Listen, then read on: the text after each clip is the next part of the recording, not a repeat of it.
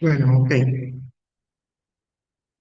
tema del día de hoy está relacionado con lo que es la psicosis. Ustedes ya han visto a lo largo de estas semanas, ya saben a qué se hace referencia. Brevemente vamos a repasar lo que es psicosis, pero lo que nos corresponde ver específicamente es el trastorno delirante y el trastorno esquizoafectivo. Y ahí vamos a hablar brevemente de algunos otros trastornos psicóticos.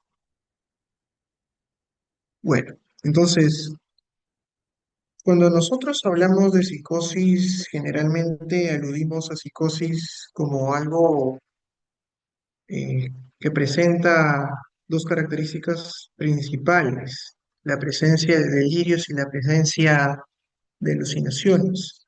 Pero aquí yo les recuerdo, ustedes ya han visto psicopatología, cuando hablamos de pensamiento tenemos uno, cómo es la forma del pensamiento, cómo piensa, y otro es el contenido del pensamiento, qué piensa. Cuando hablamos de contenido y pensamiento, pues hablamos de una idea normal, pero esta idea normal eh, puede ir evolucionando y convertirse en una idea sobrevalorada hasta convertirse incluso hasta un delirio, ¿no? Entonces, todo este curso de idea normal hasta delirio es lo que nosotros vemos en lo que es el contenido del pensamiento. Y pues sabemos, reconocemos que esta evolución tiene que ver con el grado de convicción de la idea, ¿no?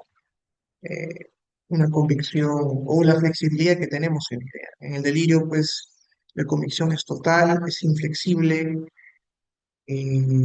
y pues dependiendo del tipo de delirio va a tener otras características, ¿no?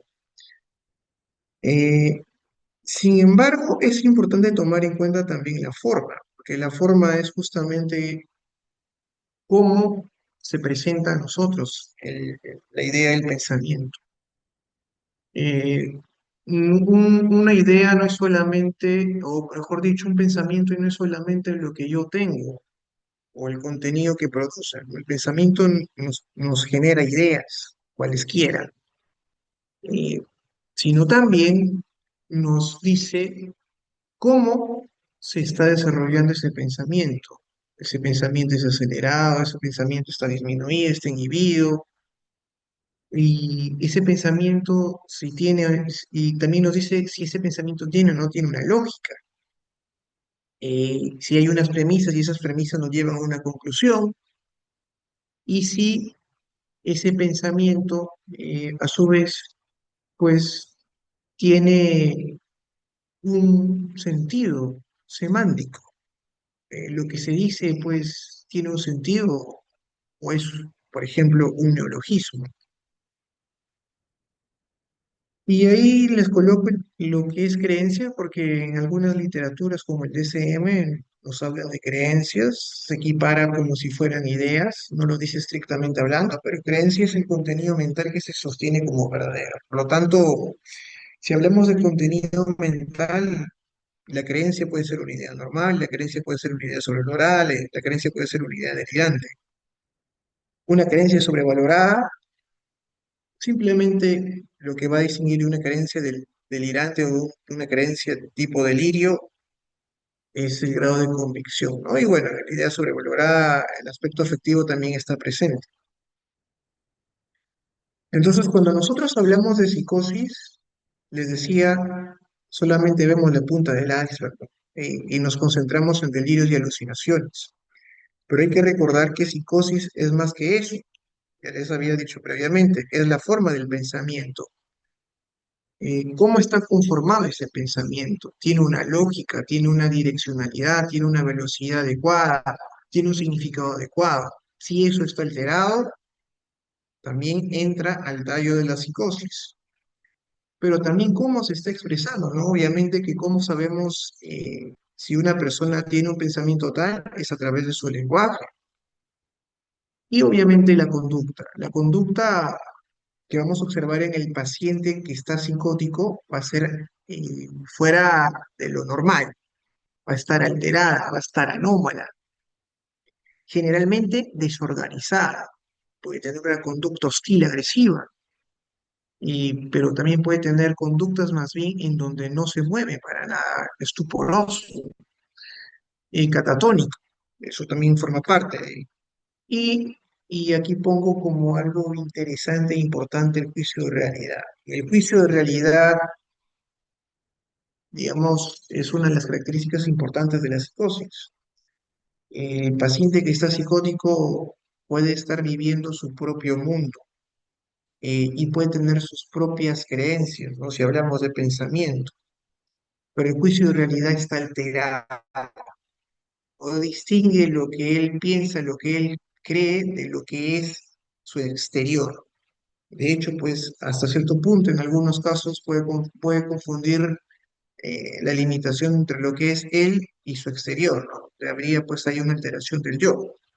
Y bueno, eso es algo un poco más complejo, pero en líneas generales, sí, para el resto de especialidades se habla de psicosis, presencia de delirios y alucinaciones, pero nosotros vamos a decir que es psicosis con la presencia de delirios, presencia de pensamiento desorganizado, presencia de alucinaciones y presencia de conducta desorganizada o anómala. Conducta desorganizada anómala, pues hace referencia a conducta hostil.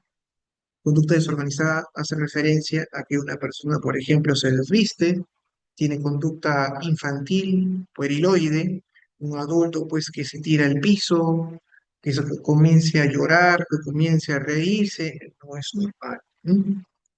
De acuerdo a su edad, no es normal. Que se desvista mucho menos, que tire las cosas, que se agite mucho menos. Pues no, esas características aquí son y o nos van a decir que estamos frente pues a un cuadro psicótico, ¿no? Reitero, generalmente hablamos de delirios y alucinaciones, y es lo que van a encontrar en la mayoría de la literatura, pero estamos en el curso de psiquiatría, psicosis involucra otras cosas más. Y aquí un cuadro para que ustedes lo puedan leer.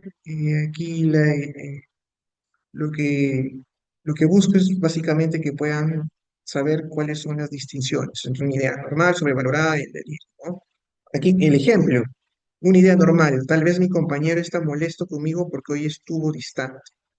En la idea sobrevalorada, estoy casi seguro de que mi compañero tiene algo contra mí. Analizo constantemente sus gestos porque siento que suele intentar perjudicarme, ¿no? Una idea ya de daño se va esbozando ya con una convicción mayor. Y en el delirio sé que mi compañero forma parte de un plan para perjudicar, está convencido por completo, ¿no? Y las otras características ahí se las dejo para que puedan leerlas y hacer la distinción. Pero entonces, cuando hablamos, el primer punto es el trastorno de realidad, viene de delirio, por supuesto. El trastorno delirante tiene como principal característica el delirio. Es más frecuente en mujeres, es más frecuente en pacientes que tienen limitaciones sensoriales. El más frecuente es el tipo delirante y aquí también vamos a observar otras características en donde puede presentarse junto a otros trastornos mentales como depresión y trastorno de ansiedad. Pero bueno, como estaba mencionando, y aquí ya se puede observar los subtipos persecutorios y la celotipia o celoso, que son los más frecuentes, ¿no? Para tomarlos en consideración. Dentro de las alteraciones sensoriales, la ceguera y la sordera pueden influir mucho en la presencia y aparición de estos de delirios.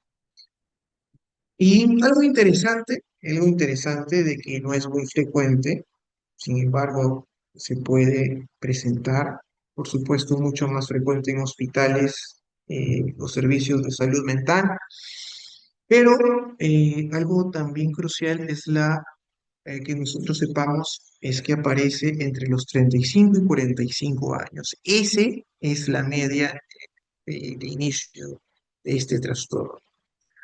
Y eso es una gran distinción, por ejemplo, con la esquizofrenia, en donde imagino les habrán comentado que aparece entre los 15 y 25 años. Una psicosis, un cuadro psicótico que aparece de los 30 para arriba, un poco difícil de que sea esquizofrenia. Eso es un dato epidemiológico bastante importante e interesante para hacer las distinciones. En cuanto a las manifestaciones clínicas, y aquí algún punto para precisar, por ejemplo, recordando, ¿no? ¿Qué cosa es un delirio? Es una idea fija, inquebrantable, pero que no es extraña, que es creíble, que es lógica. ¿Por qué es importante esto? Porque hay que hacer la distinción del delirio, yo les decía previamente, el delirio, el trastorno delirante del delirio de una esquizofrenia.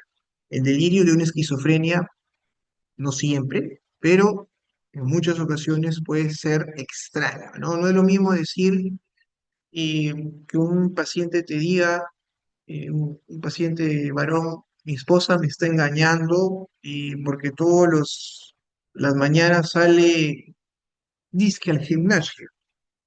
Bueno, vemos todo el contexto y realmente pues la esposa se va al gimnasio, pero la persona está con un trastorno delirante y pues con celotipia y tiene esa idea, ¿no? Esa idea delirante de que pues le están engañando. Pero un paciente con esquizofrenia no va a pasar eso. Un paciente con esquizofrenia va a tener ideas como, eh, puede decirte, doctor, se me está saliendo el alma, se me está saliendo el corazón y comienza a flotar en el aire, ¿no? Eso es completamente absurdo, no es creíble, no es lógico. Y otra característica del delirio, del trastorno delirante, es que es bien estructurado y sistematizado. Es decir, el esposo, la pareja comenta, me está engañando porque se va todas las mañanas a la misma hora y siempre se pone la misma ropa, se pone este perfume, apaga su celular y viene puntualmente a esta hora y viene y se baña en el gimnasio, no lo sé, y cada vez le va agregando más cosas que van sosteniendo y que van encapsulando la idea original, ¿no? Pero cada vez hay más certezas para esta persona de que, pues, por ejemplo, lo están engañando, ¿no? Siento todo un delirio. Y pues bueno, se da en referencia a situaciones que realmente pueden suceder, ¿no? Son circunstancias de la vida real. A diferencia de un paciente esquizofrénico, pues que te puede decir, ayer estuve pues en Júpiter y en mi nave nos vamos a ir a la galaxia Andrómeda, ¿no? Eso es imposible, ¿eh? Eso es completamente imposible. Bueno, en la actualidad no sabemos el futuro, pero no es posible. En algunos casos se han reportado rasgos premórbidos, al igual que en la esquizofrenia, pero eso es algo más común de la esquizofrenia,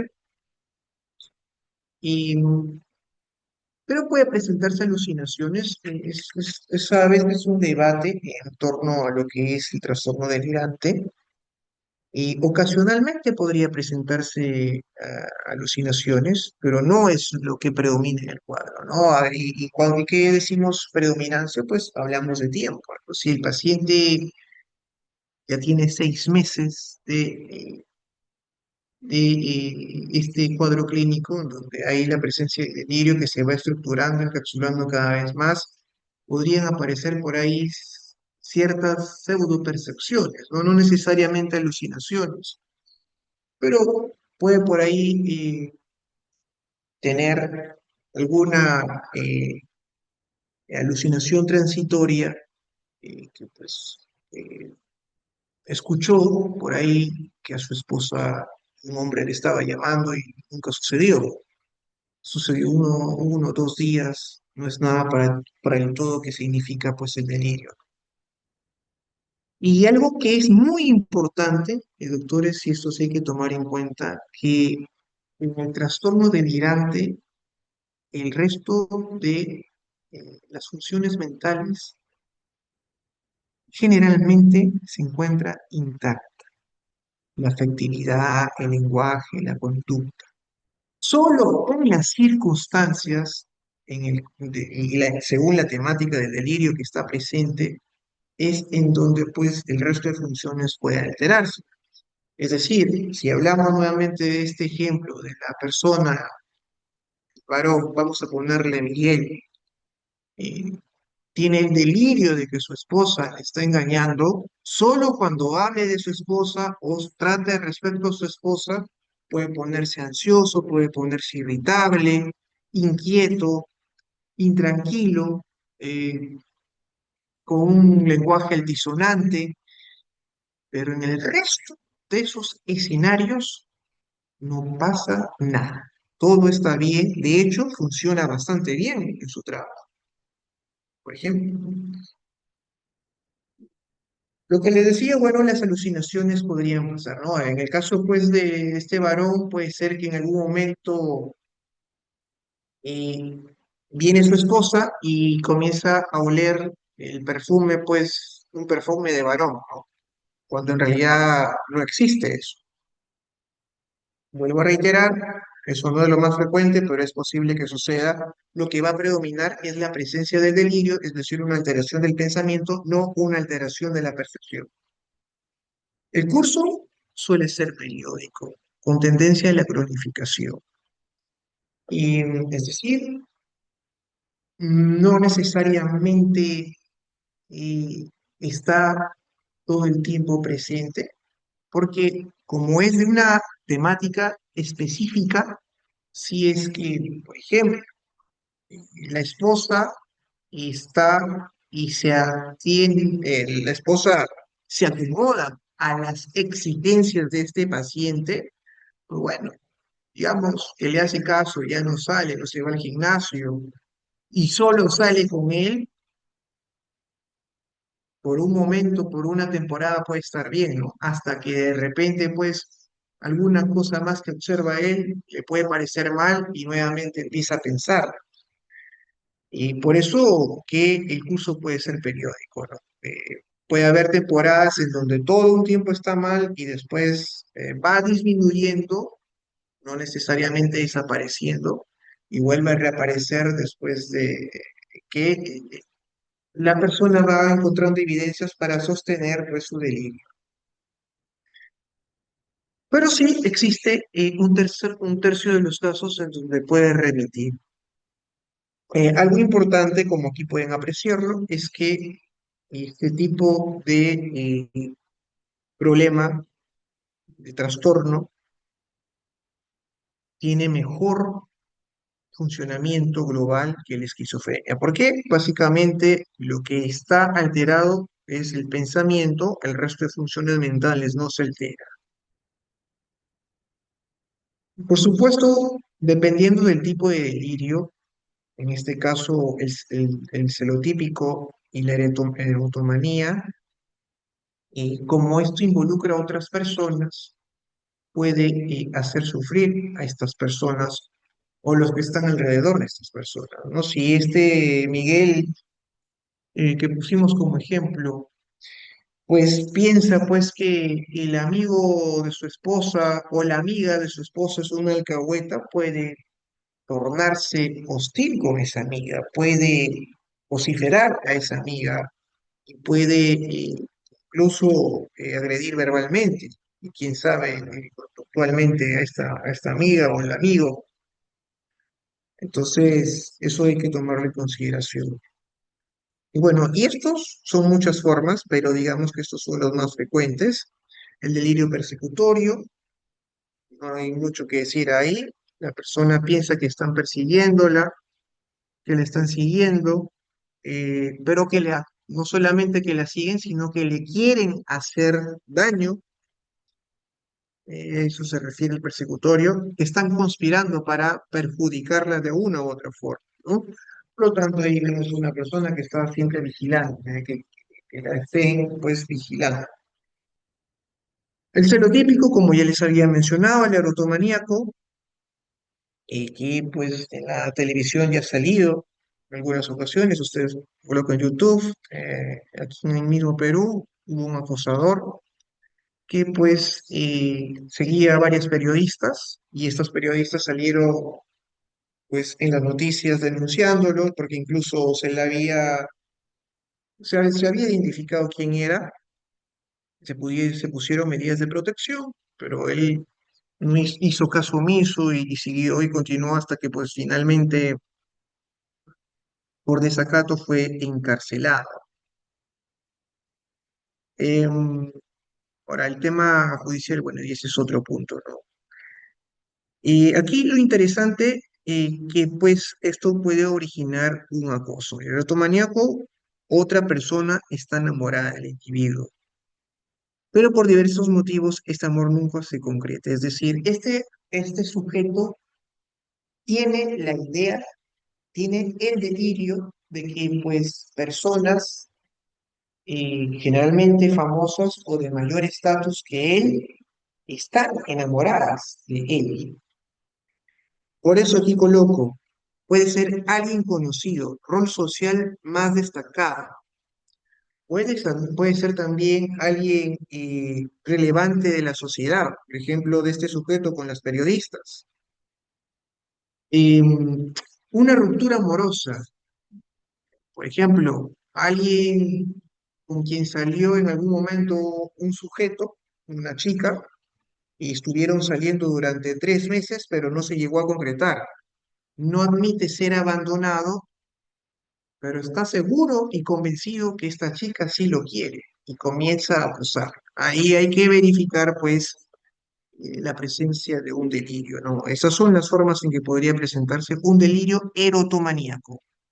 El delirio de grandeza, bueno, aquí coloca a Napoleón, hay algunos rumores, por supuesto, analizar a alguien que ya no existe es un poco, pues, difícil, ¿no?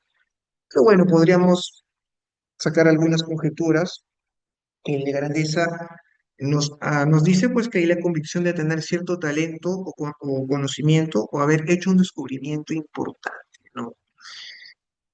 Siempre bajo la premisa de que pues es un delirio, ¿no? Yo puedo decir, soy mejor, soy el mejor que otra tal hospital, o ustedes pueden decir, yo soy el mejor alumno de este año, de este siglo, y bueno, lo dicen para ustedes o se lo pueden decir a sus más allegados, ¿no? Pero si alguien por ahí aparece mejor, con mejores notas de otra universidad, hace un examen, ustedes van a terminar aceptando que sí es mejor, pues, porque siempre hay alguien mejor que uno, ¿no? Pero bueno, pues el que tiene el delirio de grandeza, no, no es así. Y el delirio somático, aquí hay dos posibilidades.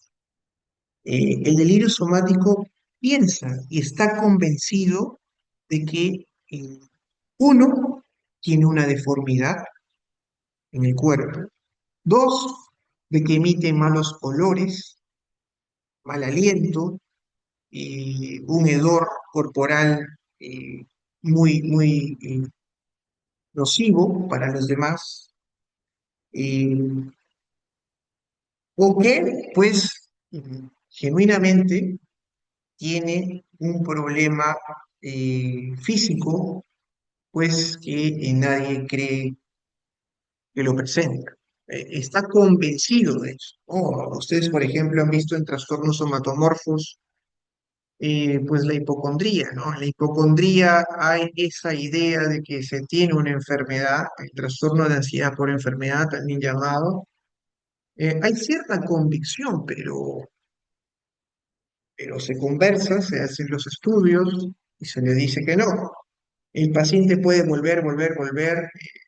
Podríamos decir que es una idea sobrevalorada en ese sentido, pero en el delirio no es así, ¿no? En el delirio él está convencido de que tiene cáncer y nadie va a desistirle de ello, ¿no? A eso hace referencia.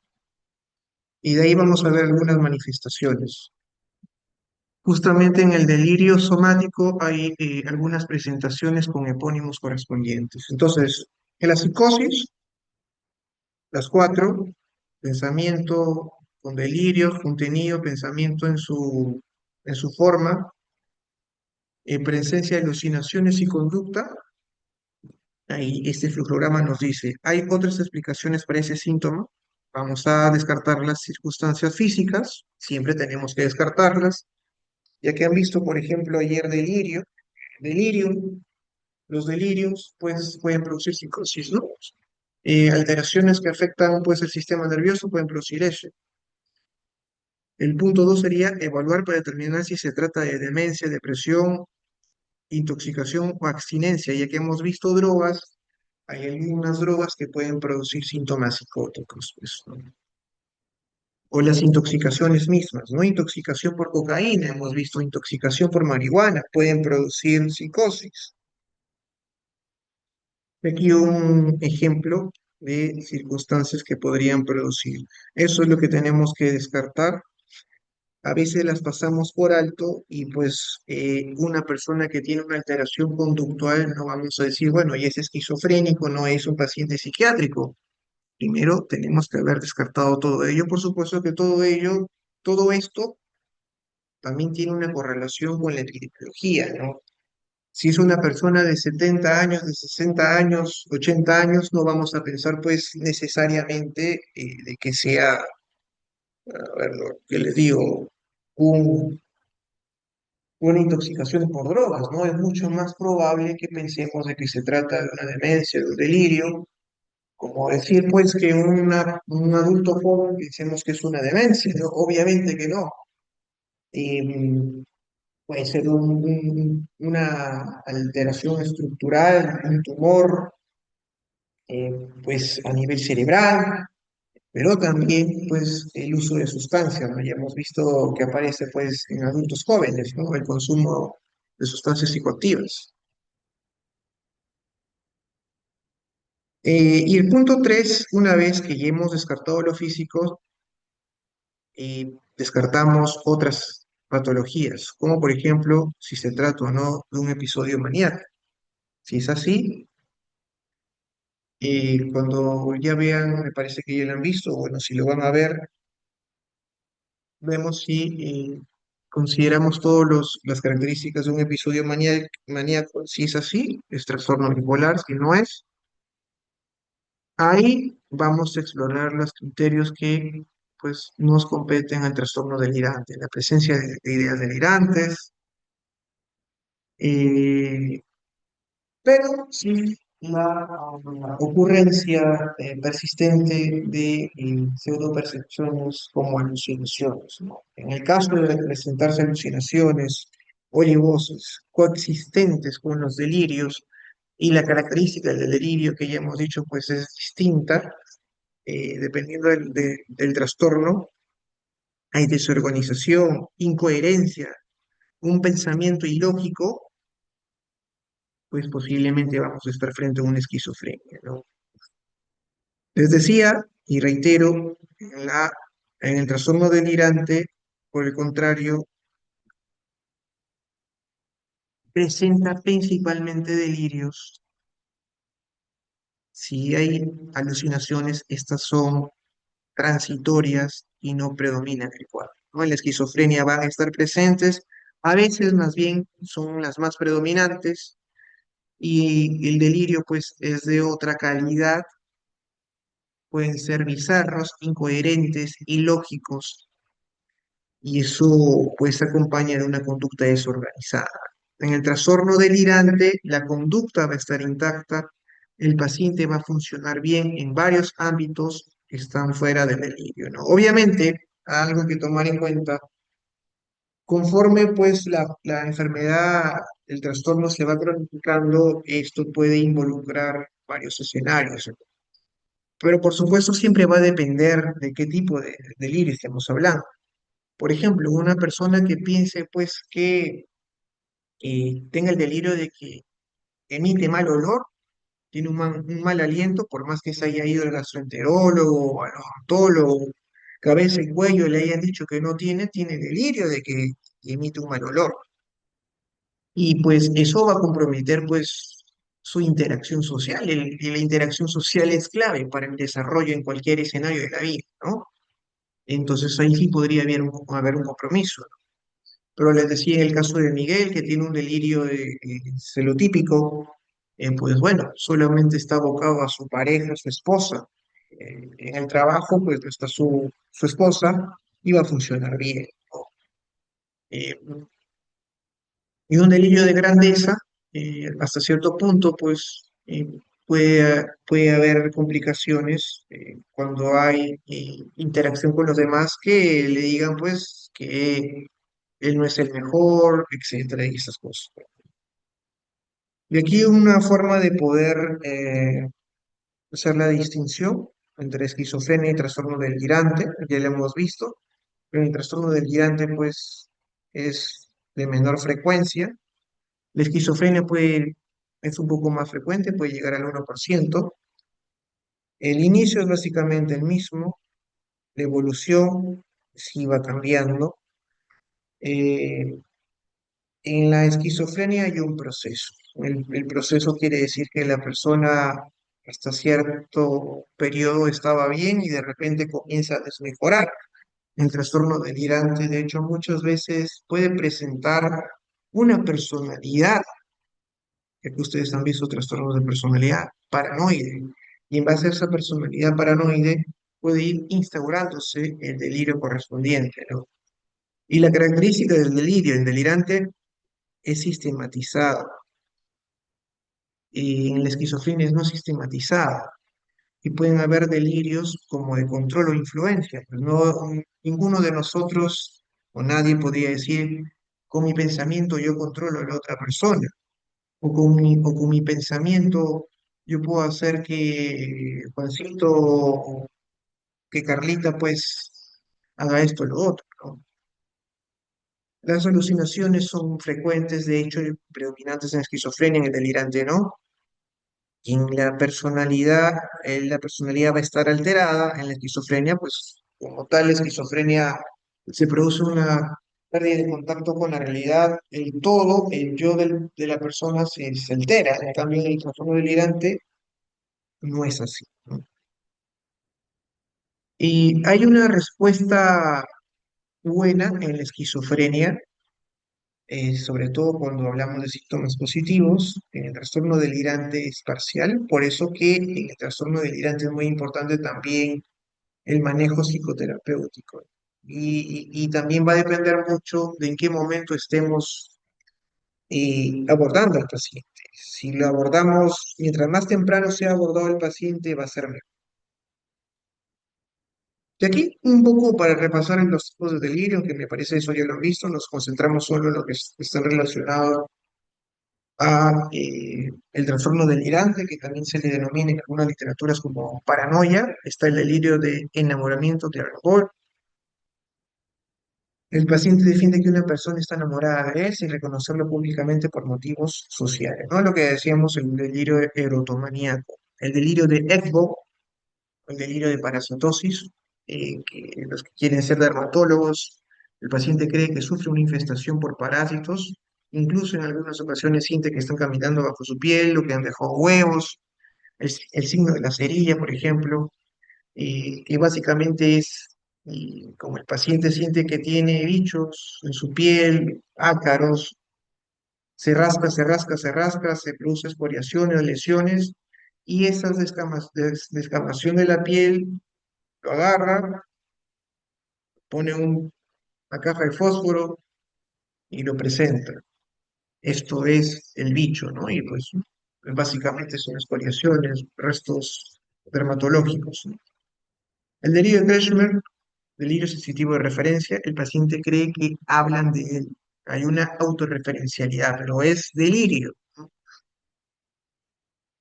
Y pues diferente cuando en algún momento pues hay circunstancias o los problemas de personalidad, por ejemplo, la personalidad esquizotípica, en donde hay pues ideas de autorreferencialidad, ¿no? Una persona que tiene personalidad esquizotípica puede subir a un transporte público y pues algunas personas lo miran y ella puede pensar de que están observándolo porque pues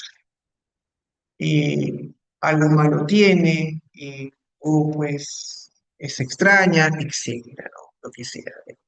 Pero eso no es un delirio, porque pues puede pensar, pero no está convencida que necesariamente pues hay algo mal. Y bueno, el DCM-5 nos habla que el trastorno delirante tiene que tener un mes de duración con la presencia de uno o más delirios. Porque sí, les he dicho que la persona generalmente tiene una temática, ¿no? Ya hemos hablado, pues, de la traumático, persecutorio, el enamoramiento, el bo, eh, o también, pues, el que está relacionado con otras temáticas. Sin embargo, aquí lo importante es que se pueden presentar en ocasiones otros delirios, ¿no? A ver, un paciente, nuevamente hablamos de Miguel, puede tener ideas de que le están engañando, de que su esposa le está engañando, su pareja le está engañando, pero en algún momento podría presentar eh, la idea de que lo están persiguiendo.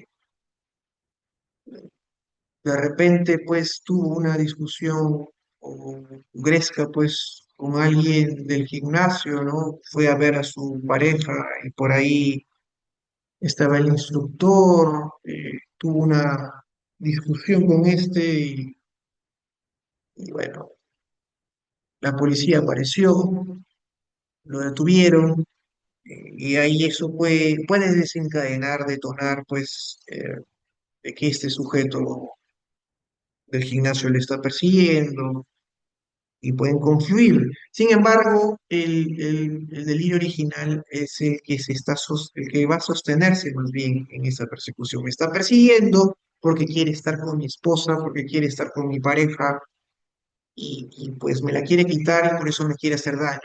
Y ahí se puede unificar. Pero digamos que hay una comprensión en la presencia de estos delirios de presentarse, ¿no? No, pero por lo general suele ser uno. Bueno, los demás criterios están relacionados el criterio B, nunca haberse presentado esquizofrenia, obviamente. El funcionamiento no está alterado, ya le hemos dicho, y otros criterios de exclusión como pues el uso de drogas o los episodios afectivos. Y aquí el CIE-11, que básicamente nos dice lo mismo, solo que el tiempo que aquí coloca es de 3 meses en lugar de un mes. Cuando hablamos de este problema, básicamente eh, el tratamiento que suele utilizarse son antipsicóticos de segunda generación, en algunos casos inyectables, ya que pues el paciente muchas veces no va a considerar de que tiene un problema, ¿no? Y por lo tanto no va a querer usar el medicamento vía oral. Vamos a observarlo durante un mes. Si eso no funciona, podemos rotar otro antipsicótico de segunda generación. Y las guías nos recomiendan hacer dosaje de la concentración del medicamento. Bueno, en nuestra latitud quizás es un poco difícil eso, aunque me parece que hay algunos laboratorios que pueden realizarlo. Y si eso no funcionara al segundo ensayo, es decir, vamos a poner nombres, utilizamos risperidona, pasamos a olanzapina, que es otro antipsicótico de segunda generación. Y este segundo antipsicótico, con un ensayo de 4 semanas, no ha funcionado, pasamos a clozapina.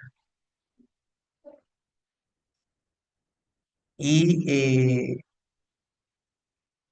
y esto también sería muy importante considerarlo si el paciente tiene síntomas depresivos comórbidos. Ya hemos dicho al principio, pues que el trastorno delirante puede tener como comorbilidad trastornos afectivos, ¿no? Y riesgo de suicidio. Se ha demostrado que la clozapina puede prevenir eso.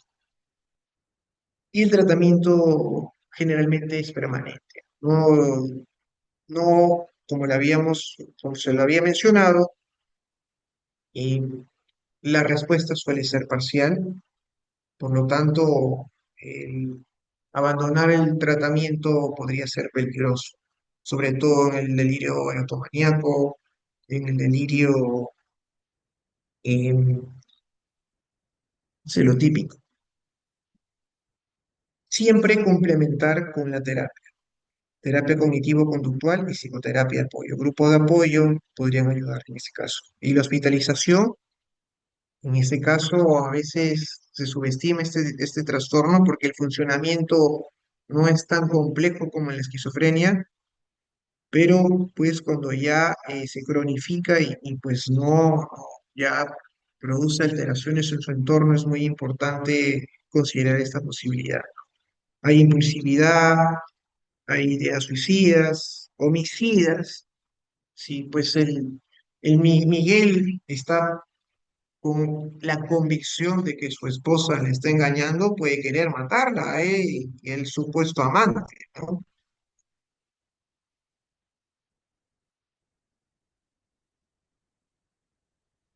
Y bueno, eso es lo que respecta al trastorno esquizoafectivo, el trastorno delirante, perdón. Ahora con lo que respecta al trastorno esquizoafectivo, también tiene una prevalencia baja, es más prevalente en mujeres, como lo habíamos visto, muy parecido al trastorno delirante en ese sentido. No nos hablan de una edad como en el caso de el trastorno delirante, pero algunas literaturas nos hablan también la tercera década de la vida, ¿no? Y entonces, como podemos ver, la psicosis dentro del espectro psicótico, esquizofrenia, suele aparecer a menor edad, entre la adolescencia y el adulto joven. El trastorno delirante por encima de la tercera década de la vida, el trastorno esquizoafectivo más o menos también en ese rango.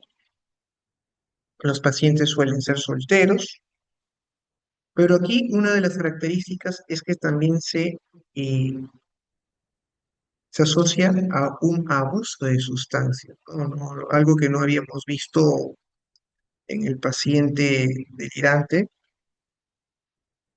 Y, pero aquí si hacemos un paralelo, si la comorbilidad en el trastorno delirante eran los trastornos afectivos, aquí son los trastornos por uso de sustancias, ¿no? Entre ellos el alcohol. Entonces, cuando hablamos de trastorno esquizoafectivo, como su nombre lo dice, pues por sentido común, eh, tenemos pues que es esquizofrenia y un episodio afectivo. Eso es el trastorno esquizoafectivo, generalmente sí. Pero hay otras corrientes que nos dicen que el trastorno esquizoafectivo no necesariamente es la presencia concurrente de esquizofrenia y episodio afectivo. Eso se lo digo como una de las tantas posibilidades. Aquí lo que nos vamos a quedar es con la primera y ya le vamos a explicar por qué, ¿no? Entonces, en mujeres, adultos jóvenes, solteros y que presentan uso de sustancias, ¿no? El aspecto epidemiológico. Bueno, una cosa interesante, y si había olvidado mencionarlo, aquí lo podemos ver, es que hay un antecedente familiar de trastorno bipolar. ¿Por qué es importante esto? Porque el trastorno esquizoafectivo tiene una historia, no es el objetivo de esta clase, pero tiene una historia peculiar, ya que si bien no tiene mucho tiempo en que se ha constituido como tal, antes era considerado como parte, pues, de la esquizofrenia, pero en las últimas décadas se han hecho estudios que lo asocian más hacia lo que es los trastornos afectivos, ¿no? Pero hay otras corrientes que nos dicen que más bien, si hacemos un seguimiento a los pacientes con trastorno esquizoafectivo, al final resultan ser pacientes con esquizofrenia. Todavía es algo que está en debate, pero la realidad es que sí observamos pacientes con estas características y algo que aquí está escrito, que pueden observarlo, es de que tienen un mejor pronóstico. A diferencia de la esquizofrenia, el paciente con trastorno esquizoafectivo va a tener un mejor funcionamiento que un paciente con esquizofrenia. Y hablando de esquizofrenia, aunque ustedes ya lo han visto, aquí simplemente lo presento para que recuerden, porque es muy importante, cuando se habla de los criterios diagnósticos del trastorno esquizoafectivo. En la esquizofrenia nos dice el criterio A, que hay presencia de psicosis, ¿no? Ya lo hemos visto, no quiero reiterar eso, pero aquí en esquizofrenia pues se agrega que hay presencia de síntomas negativos, ¿no? Psicosis, ya habíamos dicho, delirios, alucinaciones, discurso desorganizado, comportamiento desorganizado, pero en la esquizofrenia también está presente los síntomas negativos, ¿no? Y pues el nivel de funcionamiento se ve alterado en varios ámbitos de la vida. Para distinguirlo de otros trastornos, aquí nos hablan pues que tiene que ser de 6 meses a más, ¿no? Esto ya vamos a ver por qué. Y aquí el episodio depresivo y el episodio maníaco, aquí no voy a profundizar, simplemente para tomar en cuenta eh, que eh, tiene que cumplir en el trastorno esquizoafectivo, tienen que haber criterios de esquizofrenia, vamos a decir, síntomas de esquizofrenia, específicamente el criterio A, pero también tienen que haber episodios mayores afectivos, episodios de depresión mayor, que involucra prácticamente todo el criterio A, y el episodio maníaco que incluye el A y el B. Y esto es importante porque cuando hablamos de trastornos esquizoafectivos, si solamente aparece en el curso de la enfermedad, del problema, un paciente con delirios, con alucinaciones, y por ahí solamente 3 días que está triste, eso no es un trastorno esquizoafectivo. Posiblemente es una esquizofrenia que tiene en el curso de su enfermedad, presencia de síntomas negativos. Y ahí es justamente lo interesante del manual diagnóstico DSM-5, ya que pues hace esta gran distinción. Ya la esquizofrenia tiene dentro de su cuadro clínico pues la presencia de síntomas negativos. Y esos síntomas negativos, recordando un poco, pues es presencia de qué? De ánimo decaído, podríamos decir ánimo triste, anedonia, desinterés, desgano, hipoactividad, retraimiento social, poca interacción social, pues que todas estas características podríamos decir que son o forman parte de una depresión, pero pues hay que ver cómo aparecen y cuándo aparecen para precisar si se trata y forma parte de la esquizofrenia o se trata de un trastorno esquizoafectivo, ¿no?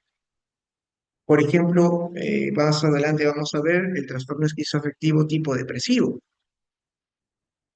Y la distinción es exquisita, aquí la tenemos, pero bastante puntual. Nos dice que tiene que haber un periodo ininterrumpido de enfermedad durante el cual existe un episodio mayor del estado de ánimo, tiene que presentarse, tiene que cumplirse todos los criterios de depresión, todos los criterios de episodio maníaco, porque si solamente hay algunos, pueden hacer confundir. tiene que completarse. o- y a la vez presentarse pues los síntomas psicóticos del criterio A de esquizofrenia. Ese es lo primerito de todo. Ahora, nos presentan el criterio B, delirios o alucinaciones durante 2 o más semanas, mayor o igual a 2 semanas. ¿Por qué? ¿Por qué tiene que haber este delirio de delirios o alucinaciones? Bueno, síntomas psicóticos durante 2 o más semanas, mayor o igual a 2 semanas. Porque si no, pues no podríamos distinguirlo. Recordemos que una depresión, que un episodio maníaco pueden presentar síntomas psicóticos, pero los síntomas psicóticos van a aparecer progresivamente conforme el episodio depresivo vaya intensificándose o la manía vaya intensificándose. No puedo decirles un tiempo porque depende del paciente. A veces en una semana ya se presenta la psicosis y si es un paciente que es de larga data, puede debutar con síntomas psicóticos, pero ya sabemos que tiene el episodio o el trastorno bipolar. Pero para hacer esa distinción, nos piden de que en el paciente con trastorno esquizoafectivo tiene que haber un periodo de por lo menos 2 semanas de síntomas psicóticos. No hay evidencia de síntomas afectivos durante ese periodo, pero tendría que haber un periodo siendo la observación del curso de la enfermedad en donde concurren los síntomas afectivos y los síntomas de esquizofrenia. El criterio C nos dice, los síntomas que cumplen los criterios de un episodio mayor del estado de ánimo están presentes durante la mayor parte de la duración total de la enfermedad. Y eso es crucial, ¿no? Lo que nos están diciendo, pues, es que, primeramente, para hacer el diagnóstico de trastorno esquizoafectivo, tenemos que hacer un seguimiento en el paciente, porque el paciente, ahorita en este momento lo vemos, y puede tener delirios o alucinaciones o los dos. Pero ¿qué pasa si lo vemos en 2 semanas y presenta delirios, alucinaciones, pero también está maníaco, está acelerado, hablando muy rápido, quiere hacer muchas actividades, tiene síntomas maníacos? Y si cumple pues el episodio maníaco completo, estamos frente a un trastorno esquizoafectivo. Y, pero pues obviamente por eso nos colocan de que tiene que haber un periodo en donde se distinga y se pueda delimitar la psicosis solo, porque si no podríamos confundirlo con un episodio afectivo con síntomas psicóticos o con una esquizofrenia con síntomas residuales o síntomas afectivos transitorios. Ya les decía, confundir pues los síntomas negativos de una esquizofrenia con lo que es un verdadero y franco episodio depresivo. Es necesario la presencia de ambos a la vez, más otros criterios más, para que el trastorno esquizoafectivo se presente. Por eso es que para que todos los planetas se alineen, vamos a poner esa analogía, es necesario que pues se cumplan todos estos criterios, ¿no? Como dice ese dicho. ¿Por qué sucedió eso? Porque los planetas se alinearon. El CIE 11 y es algo muy parecido, algo parecido, no es exactamente lo mismo, no habla de un criterio longitudinal, sino más bien de un criterio transversal. Nos dice presencia de síntomas de esquizofrenia, delirios, alucinaciones, desorientación, lo mismo. Sin embargo, en el caso del CIE 11 también nos habla de presencia experiencias de influencia y de control, ¿no? Que eso nos hablaba el DCM. Hay presencia de episodio depresivo, hay presencia de episodio maníaco, e incluso el CIE-11 nos habla episodio mixto. Mixto significa pues un paciente maníaco que tiene síntomas depresivos o un paciente con episodio depresivo que tiene síntomas maníacos. En resumen, hay más pan por rebanar, pero eso es lo más sintetizado. Entonces, en el CIE-11 no podemos hablar de trastorno esquizoafectivo si es que no están presentes a la vez estos dos, ¿no? En el DSM-5, sí, en el DSM-5 más bien es necesario la concurrencia de síntomas de esquizofrenia o de un episodio afectivo, pero adicionalmente tiene que haber síntomas psicóticos por lo menos 2 semanas. Y todo el cuadro tiene que predominar, ser predominantemente afectivo. Y aquí nos dicen pues que los síntomas tienen que haber durado un mes,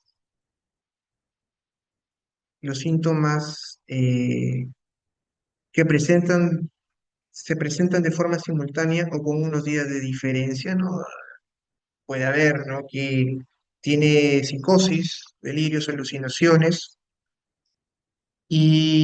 pues a los 3 días comienza a presentar la manía y lo ves a las 3 semanas y sigue teniendo las dos cosas, psicosis y síntomas maníacos.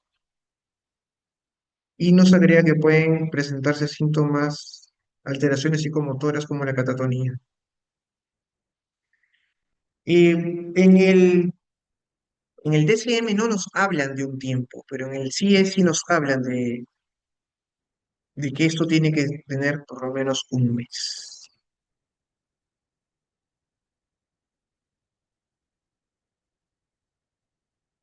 Y pues la exclusión de que no debe haber afección médica y de que se debe haber descartado sustancias psicoactivas, ¿no? Que eso se asemeja mucho al DSM-5. En resumen, para no marearnos, la definición de trastorno esquizoafectivo involucra la presencia de síntomas de esquizofrenia y de un episodio afectivo, ya sea el polo depresivo, ya sea el polo maníaco.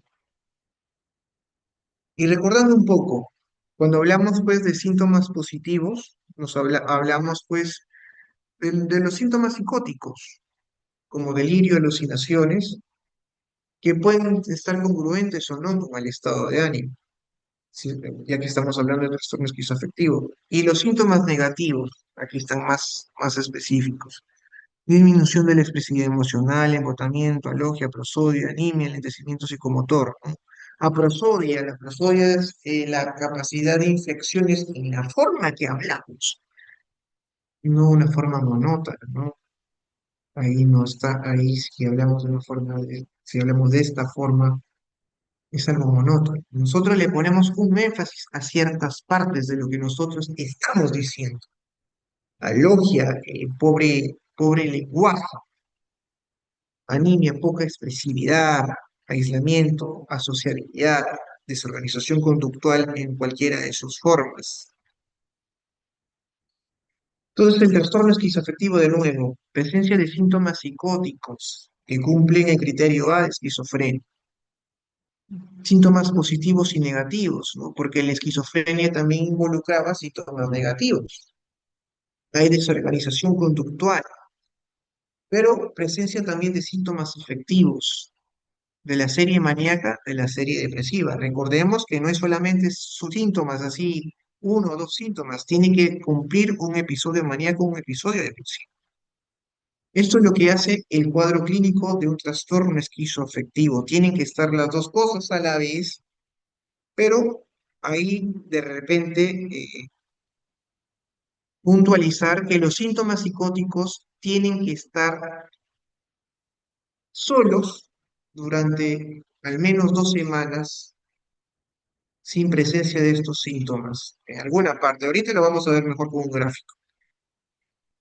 De tal forma, pues, que el DSM-5 nos dice que hay dos formas de presentación del trastorno esquizoafectivo. Si hay episodio maníaco, trastorno bipolar; si hay episodio depresivo, el trastorno esquizoafectivo tipo depresivo. Ustedes dirán, pero bipolar significa que tiene episodio maníaco, que tiene episodio depresivo. Pero recordamos ahí, no estoy seguro si ya han visto el tema de trastorno bipolar, pero más o menos lo recuerdo de forma sintetizada. Podemos hablar de que hay trastorno bipolar si es que el paciente presenta únicamente un episodio maníaco. No hay necesidad de que se presente el episodio depresivo para hacer el diagnóstico de trastorno bipolar. Si el paciente presenta un episodio maníaco, un solo episodio maníaco, ya podemos decir que el paciente tiene trastorno bipolar. El tema, cuando hablamos de trastorno bipolar, es que la mayoría de veces, que es la mayor cantidad en frecuencia, los pacientes debutan con síntomas depresivos. Entonces, creemos que es una depresión unipolar cuando se trata de una depresión bipolar.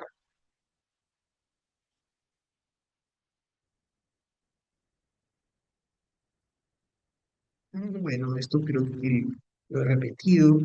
Vamos aquí, ¿qué es lo que nos compete? A ver, aquí tenemos un ejemplo, ¿sí? Vamos a hablar de un paciente, esto es según DSM-5, nos vamos a quedar con la definición de DSM-5, que es la que está más eh, didáctica y más profundizada, nos explica mejor. A ver, tenemos un paciente con episodio esquizodepresivo, ¿sí? Eh, Del mes 1 al mes 3, los familiares notan cambios progresivos como aislamiento social, disminución de rendimiento, insomnio, menor interés por actividades, dificultad para concentrarse, suspicacia. A esto le vamos a llamar los síntomas prodrómicos, porque están presentes, pero no necesariamente producen una disfuncionabilidad. 3 meses, lo que llamaremos fase prodrómica. Después, desde el mes 4 hasta el mes 8, las primeras 3 semanas aparecen síntomas psicóticos con delirios de persecución, voces que comentan sus acciones, pensamiento desorganizado, o sea, síntomas psicóticos desde la semana, desde el mes, bueno, desde la tercera semana, que pues pertenecen al mes 4 al mes 8. Pero aquí hay algo interesante. Además, desde la cuarta semana tiene ánimo triste, anedonia, insomnio, hiporexia, culpa excesiva, fatiga, concentración pobre. Recordemos que el episodio depresivo tiene que cumplir 5 criterios de 9 para considerarse que está presente, ¿no? Ahí ya se está cumpliendo. Entonces, el paciente primero en su prodromo tiene varios síntomas inespecíficos, pero ahí están ya presentes. Empieza a presentar síntomas psicóticos durante 3 semanas y a la cuarta semana se hacen evidentes síntomas depresivos. Pero estos síntomas depresivos se han agregado a los síntomas psicóticos. Los síntomas psicóticos no dejan de estar. Y entonces, pues esta persona, en este ejemplo, tiene en su fase activa, productiva, en la fase de síntomas evidentes, mes 4 a 8, 4, 5, 6, 7, 8, 5 meses de síntomas, en donde 3 semanas fueron síntomas psicóticos y desde la cuarta semana en adelante, completando 5 meses, síntomas concurrentes. síntomas de la serie depresiva y síntomas psicóticos. Estos pues son síntomas esquizoafectivos. Y después, finalmente, los síntomas depresivos se van diluyendo. Aquí ya está, podemos leer esta última parte, creo que no la leí. Desde el mes 9 hasta el mes 12 mejoran las alucinaciones y delirios, pero persisten las ideas persecutorias, aunque atenuadas. El retraimiento social, hay ánimo triste, anedonia, culpa, fatiga, alteración del sueño, pero con menor presencia, ¿no? Y se le llama residual en el sentido de esquizofrenia. Recordemos que cuando ustedes han hablado de esquizofrenia, tienen una fase prodrómica que generalmente es, pues, meses o hasta años antes de la aparición, pues, de la psicosis. La psicosis, que sería la fase activa, y la fase residual, cuando esos síntomas psicóticos están desapareciendo, están diluyendo, pero aún presentes, pero ya no causan esa conmoción o ese impacto pues de la fase activa, ¿no? Eso se le llama fase residual. Esta fase residual cumple 4 meses. Se entiende pues que si son 4 meses, quiere decir que al culminar los 4 meses, en el quinto mes ya no hay síntomas, el paciente no debería tener síntomas o son casi imperceptibles, ¿no? Por ejemplo, por ahí puede tener alguna idea de que le están observando, lo que están mirando, pero es intermitente. Por ejemplo, con un tratamiento, ¿no? Eso sería un episodio esquizodepresivo. ¿Y qué más nos dice? Esto es lo que nos dice el DCM, que tiene que haber mayor igual a 2 semanas de psicosis sin síntomas afectivos. Este paciente tuvo unas 3 semanas de síntomas psicóticos, cumple con ese criterio. Y segundo, síntomas afectivos presentes la mayor parte del tiempo total en la enfermedad. Si aquí comentamos cuál es el tiempo total de enfermedad, serían 9 meses. ¿Mm? 9 meses, el prodromo no lo tomamos en cuenta porque prodromo pues significa antes de que aparezcan pues los síntomas característicos, ¿no? Entonces, si son 9 meses, ¿cuánto tiempo han durado los síntomas afectivos? Los síntomas afectivos, en este caso, pues han durado aproximadamente, pues aquí calculando unos 4 meses y una semana. Entonces, con 4 meses y una semana en la fase activa, eh, pues ya podemos decir que sí cumple con los criterios. Bueno, aquí un poco resumiendo. En la fase residual hay 4 meses de síntomas depresivos. Bueno, aquí en este gráfico hay síntomas psicóticos, pero también hay síntomas afectivos, como aquí se lo pueden leer en la fase residual. Por eso que es 4 meses y una semana más 4 meses en la fase residual, serían 8 meses en total. eh, de los 9 que han sido, pues se cumple con más de la mitad. El predominante de los síntomas afectivos ha estado presente la mayor parte de la enfermedad y por lo tanto se cumple con el criterio, ¿no? En resumen, en este paciente hay más de 2 semanas de síntomas psicóticos porque tuvo 3 semanas de síntomas psicóticos, tuvo presencia de síntomas psicóticos y un episodio afectivo durante 4 meses y una semana de la fase activa.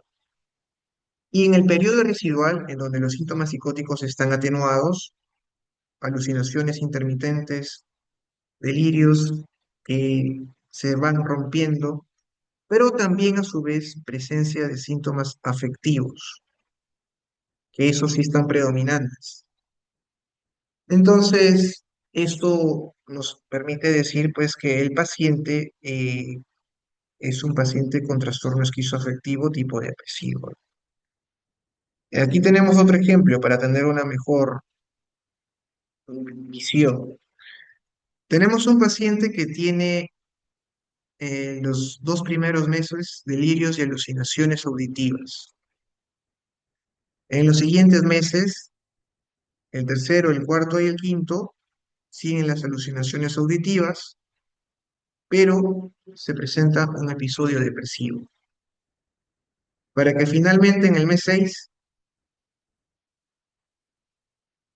o sea, un mes, presente delirios y alucinaciones auditivas. Entonces, en su fase activa, este paciente está teniendo 2 meses de alucinaciones, de síntomas psicóticos con delirios, alucinaciones y delirios. Estamos cumpliendo con el criterio de que tiene que haber más, al menos 2 semanas de síntomas psicóticos.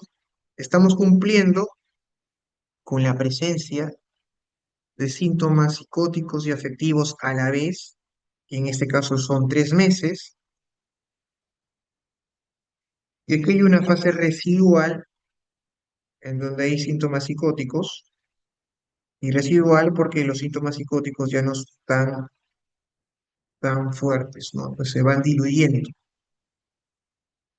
Entonces podríamos decir que en total hay un tiempo de enfermedad de 6 meses, en donde la fase activa, que son 5 meses, eh, ha habido presencia concurrente de síntomas afectivos y psicóticos, un mes de fase residual, y el tiempo con episodio depresivo es de 3 meses.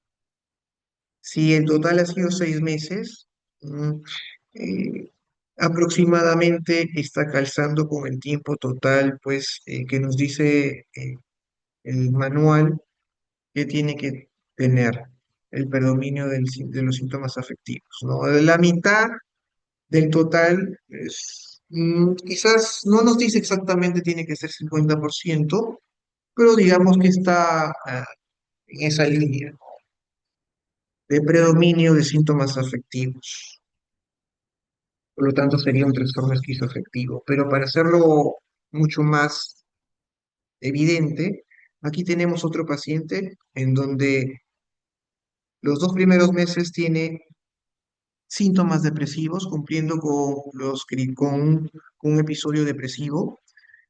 A los siguientes 2 meses tiene síntomas psicóticos, pero en el siguiente mes se aparece nuevamente episodio depresivo, siendo el mes 7 la presencia de síntomas psicóticos residuales. Entonces, en este paciente, la fase activa,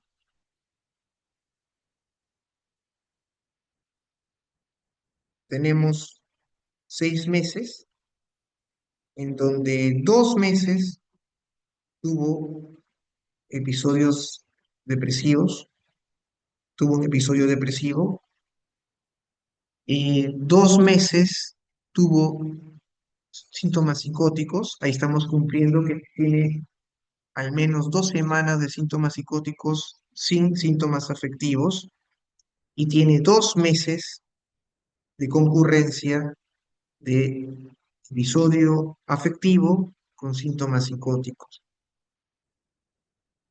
Y pues el tiempo con episodio depresivo vendrían a ser 4 meses.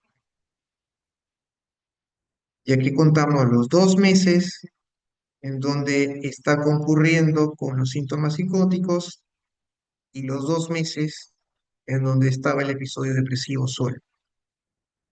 Por lo que, ¿qué nos ya está llevando a la conclusión? Que en un paciente con trastorno esquizoafectivo, nosotros tenemos que hacer la observación.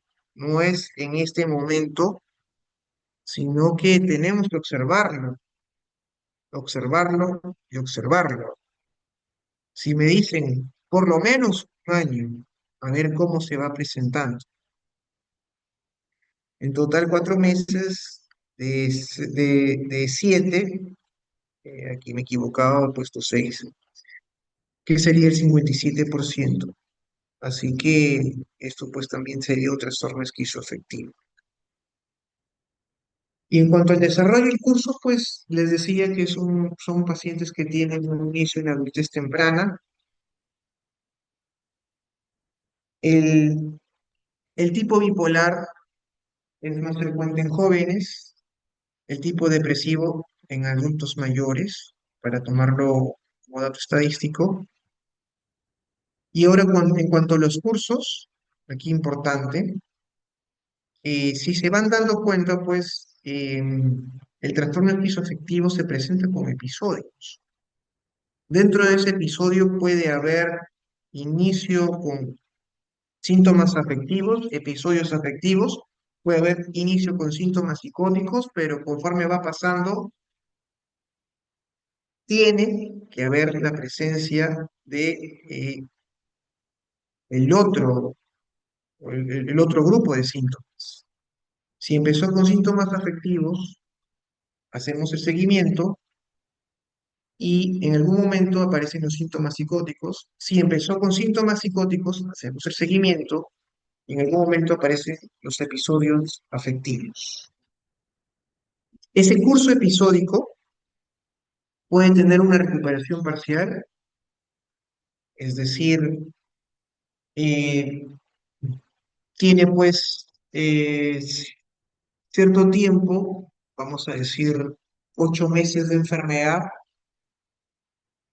al noveno mes ya no hay síntomas, pasan 5 meses, aparecen nuevamente los síntomas y así mejora y queda como síntomas residuales, por eso que se dice que en este tipo de pacientes que tienen un curso episódico, que aparecen episodios, episodio significa que hay un inicio y una finalización, el funcionamiento es un poco mejor. Sin embargo, hay pacientes en donde el curso puede tener síntomas residuales. En el anterior, el paciente puede tener 8 meses de enfermedad, pero al terminar el octavo mes, desaparecen los síntomas. Los síntomas han desaparecido o si están presentes son mínimos, casi imperceptibles. En cambio, en esta segunda posibilidad, también es un curso episódico, pero los síntomas siguen existiendo y se observan. Por ejemplo, presencia de ideas o delirios de autorreferencia que están ahí, no tan fuertes, no todos los días, pero al menos 2 a 3 veces por semana, o alucinaciones o voces 1, 2, 3 veces por semana. Esta persistencia son síntomas subumbrales entre los episodios, obviamente que dicen que estos pacientes no van a funcionar bien.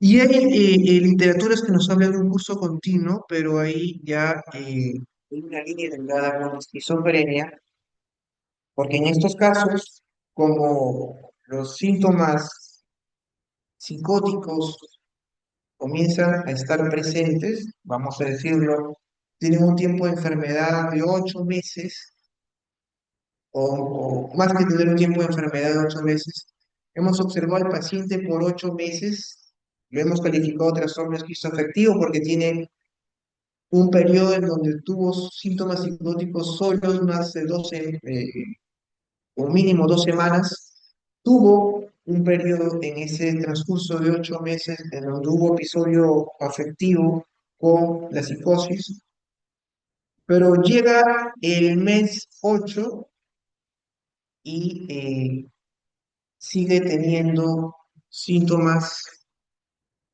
psicóticos, el 9 psicóticos, el 10 psicóticos, el 11 el 12 el 13 llega a los 18 meses, al año y medio, y sigue teniendo síntomas psicóticos y los síntomas depresivos ya no están presentes.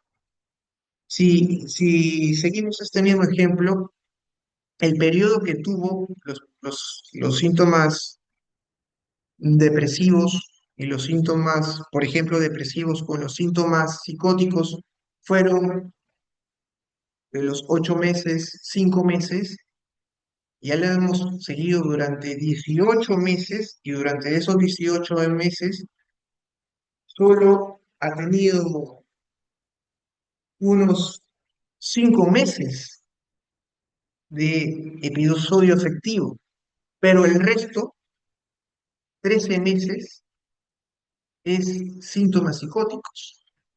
Esto pues ya no cumpliría el criterio de predominancia de síntomas afectivos, sino más bien podríamos decir que en el curso de este paciente lo que ha predominado ha sido los síntomas psicóticos. Y en ese curso de síntomas psicóticos hubo una alternancia, una invasión de síntomas afectivos, ¿no? Y eso es lo importante, lo interesante y lo crucial observar en el paciente con trastorno esquizoafectivo, porque pues si no hacemos ese seguimiento, pues nos podemos quedar y llegar a errores. Por eso les decía, el curso continuo es la presencia de síntomas psicóticos que se van cronificando en el tiempo, ¿no? Para que sea trastorno esquizoafectivo, tiene que haber episodios, culmina y pues no hay un predominio. Cuando hablamos de síntomas residuales, ojo, eh, hay presencia de delirios, hay presencia de alucinaciones, pero no se cumplen todos los criterios de una esquizofrenia. Recordemos que tiene que haber varios criterios para decir que hay esquizofrenia. El criterio A, y este criterio A tiene que estar presente en el trastorno esquizoafectivo, si no, no es posible. Y aquí lo que les decía previamente, en cuanto al curso defectual, la esquizofrenia es el que peor pronóstico tiene, hay mayor disfunción, eh, deterioro del paciente, el trastorno esquizoafectivo está en un intermedio, las psicosis afectivas, el trastorno bipolar menos, los trastornos afectivos como una depresión sin síntomas psicóticos, mucho mejor, pero también pueden haber psicosis atípicas, ¿no? Que bueno, no es el caso de aquí, simplemente para que lo tengamos en cuenta, ¿no? Y una cosa también importante es el riesgo de suicidio. No es algo tan mencionado en la esquizofrenia, pero aquí como hay presencia de síntomas afectivos, el suicidio se hace más vigente. Y sobre todo si es que el trastorno esquizoafectivo es de tipo depresivo, ¿no? Va a haber un mayor riesgo de suicidio. Y bueno, aquí la presencia de diferentes características clínicas, por ejemplo, si hablamos de delirios, en las psicosis afectivas hay dos cruces, porque pueden presentarse delirios, pero no de lo más importante, en el trastorno esquizoafectivo, esquizofrenia es de lo más importante. Las alucinaciones en la psicosis afectiva generalmente no se van a presentar, pero sí están presentes en la esquizofrenia y en el trastorno esquizoafectivo, como ven mucho más frecuente en la esquizofrenia. Un trastorno esquizoafectivo puede presentar alucinaciones, ¿no? Ya hemos dicho que tiene que cumplir con ciertos criterios de la esquizofrenia, pero como ven, no es lo más frecuente. Y aquí ya comienzan las cosas que los distinguen. El aplanamiento afectivo es mucho más frecuente en la esquizofrenia, puede aparecer en el esquizoafectivo, pero no es predominante, es por eso que tiene un mejor pronóstico también. Y bueno, la confusión que tiene que ver, pues, psicosis atípicas, psicosis afectivas, confusión en el sentido de desorientación a lo psíquica, por ejemplo, psicosis atípicas que están relacionadas con cuadros orgánicos o también cuadros psiquiátricos. Eh, Recordemos pues que cuando hay alteraciones psicóticas puede haber desorientación, ¿no? Pero ustedes ya han visto que en los cuadros orgánicos la desorientación es completa, ¿no? Es holopsíquica, no solamente en espacio y tiempo, sino también incluso en persona. Y el tratamiento farmacológico del trastorno esquizoafectivo suele dividirse en las fases agudas y el mantenimiento eh, también tiene sus características. En las fases agudas, si tenemos un paciente con predominio de síntomas psicóticos, porque como hemos observado, tenemos que ver el curso de la enfermedad. Si tenemos el paciente, ya lo hemos calificado de trastorno esquizoafectivo al haber realizado el seguimiento, pero en este momento lo encontramos con síntomas psicóticos, hay que darle un antipsicótico. Si vemos que hay predominio de síntomas afectivos, hay que ver si es tipo bipolar, estabilizadores de ánimo, valproato, carbamazepina, litio, más antipsicóticos. Si es tipo depresivo, los antipsicóticos más un antidepresivo. Esto es muy importante, ¿no? Y aquí ponemos bipolar y depresivo porque estamos hablando según el DCM-5. Estos son el tratamiento es según guía de práctica clínica. Obviamente que aquí no les presento todo, aquí es un resumen de forma sintetizada, porque aquí no estamos hablando, pues, nivel de residencia, ¿no? Pero lo crucial es eso, en un paciente con trastorno esquizoafectivo en fase aguda, vemos síntomas psicóticos, antipsicóticos, síntomas afectivos, hay que ver si es bipolar o depresivo, y ahí va a cambiar la cosa, ¿no? Y en el mantenimiento, una vez que la aguda se ha estabilizado, sí, de todas formas, va a ser importante la asociación de estabilizadores con antipsicóticos, porque como vemos, el trastorno esquizoafectivo, como su nombre lo dice, hay presencia de síntomas psicóticos, hay presencia de síntomas afectivos. Y para la psicosis, utilizamos antipsicóticos, y para los trastornos afectivos, la estabilización de los trastornos afectivos con el estabilizador. No obstante, importante también agregarle en paralelo, no necesariamente de forma secundaria, diría en paralelo, la terapia cognitivo-conductual, la psicoeducación sobre el problema y habilidades sociales, porque si bien es cierto, hay un deterioro menor que la esquizofrenia, hay un deterioro mayor que un paciente con trastorno bipolar. Y pues habilidades sociales se pueden ir perdiendo, ¿no? Recordemos que un paciente con esquizofrenia, debido al curso de su enfermedad, comienza a presentar alteraciones cognitivas, pues que incluso lo hacen perder esa capacidad de decir buenos días, buenas tardes, buenas noches, hola, chao, adiós. Cosas como esas, o presentarse, yo me llamo tal. En el trastorno esquizoafectivo quizás no vamos a llegar hasta ese punto, pero se pueden ir perdiendo o se pueden ir presentando dificultades para interaccionar con el otro. Entonces, finalmente, haciendo un resumen de todo lo que se ha hablado hoy, psicosis es la presencia de delirios, es la presencia de pensamiento desorganizado, alucinaciones, conducta desorganizada o anómala. Sí, únicamente o principalmente se presenta delirios, vamos a hablar de un trastorno delirante, pero Si presentamos todo esto que alude a una psicosis, vamos a hablar de un trastorno psicótico breve, que el trastorno psicótico breve es la presencia de síntomas psicóticos, estos, los que estamos observando, entre un día a un mes. Pero para complicar un poco más las cosas, recordando,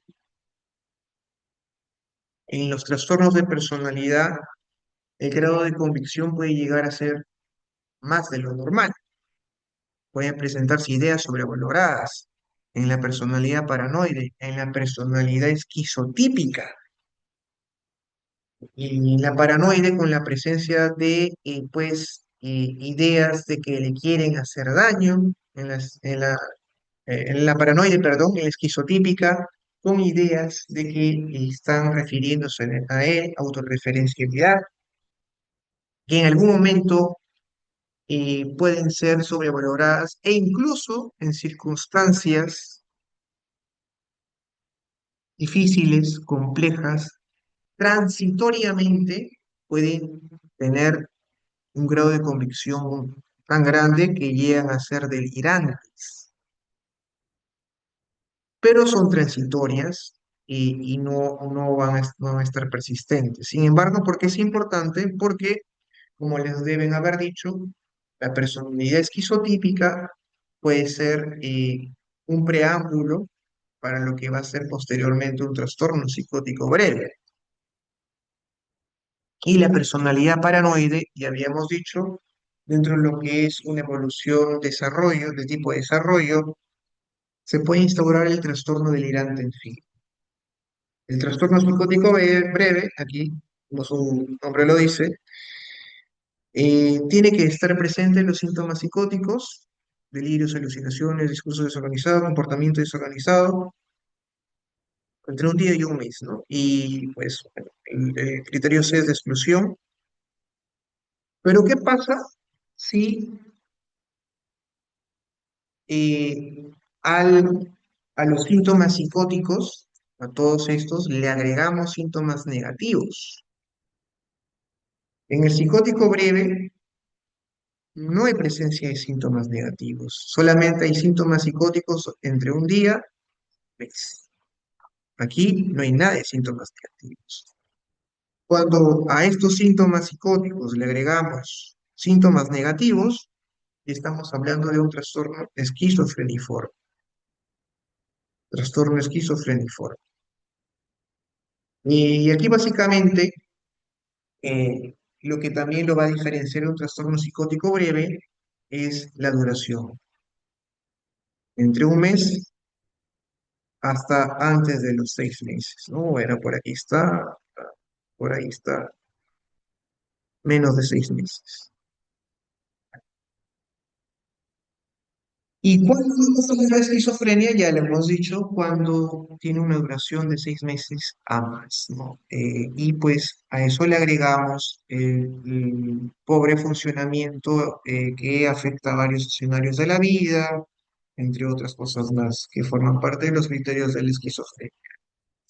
No obstante, no hay que olvidar que, pues, cuando hablamos del ámbito psiquiátrico, también tenemos sustancias, el cannabis, por ejemplo. Recordemos que el cannabis actúa en el sistema endocannabinoide a nivel del área mesolímbica y pues produce la liberación de dopamina y puede conducir a síntomas psicóticos. La cocaína, ni qué decir, el LSD, que es un alucinógeno en sí mismo, sustancias psicoactivas pueden condicionar la presencia de síntomas psicóticos. Siempre tienen que excluirse porque si no nos pueden hacer confundir a un cuadro psicótico psiquiátrico. Y pues finalmente, eh, pero no menos importante, están los trastornos afectivos. Los trastornos afectivos pueden presentar síntomas psicóticos, ya lo expliqué en algún momento de la clase. Una depresión y una manía pueden presentar síntomas psicóticos, generalmente en el sentido de pensamiento con presencia de delirios. No es frecuente la presencia de alucinaciones en los cuadros afectivos, pero pueden aparecer, sí pueden aparecer. Es más frecuente psicosis en el sentido de delirio, no de alucinación.